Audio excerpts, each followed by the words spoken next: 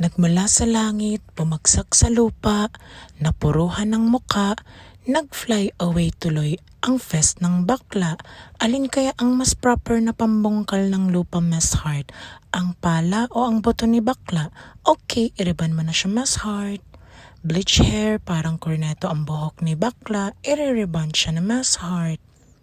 Sige, diligan mo na ang mangga, Miss Heart, para mahinog na. Buwis buhay si bakla. Ang ending yan sa emergency room ang diretso mo, bakla, para lagyan ng bakal at tornilyo yung gulugod mo. I-blower mo na, Miss Heart. Ang niririban po ng Miss Heart ay sila Lamunan King sa TikTok. Friend po siya ni Miss Heart, kaya po niyang ibaling ang leeg niya na parang bibe. Dahan-dahan lang, Miss Heart, baka maplansya mo ang pisngi ni bakla. Kaya din po niyang ibaluktot ang katawan niya na parang snake. Okay, Miss Heart, lagyan mo na ng pangkulay ang hair ni bakla. Parang ketchup ata ang nilagay mo, Miss Heart, sa ulo ni bakla.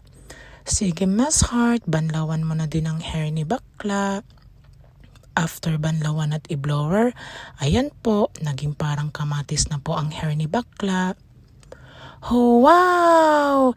Ibong Adarna plus panabong na manok, plus mga sisiw na binibenta sa pistahan, plus kikay na Dora, plus Sailor Half Moon, plus baklang may muta, ayan na po ang produkto.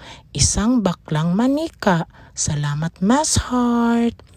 Dahil mapanlait ka, Miss Heart, takbo, Miss Heart, lulunukin ka ng baklang ahas. Okay.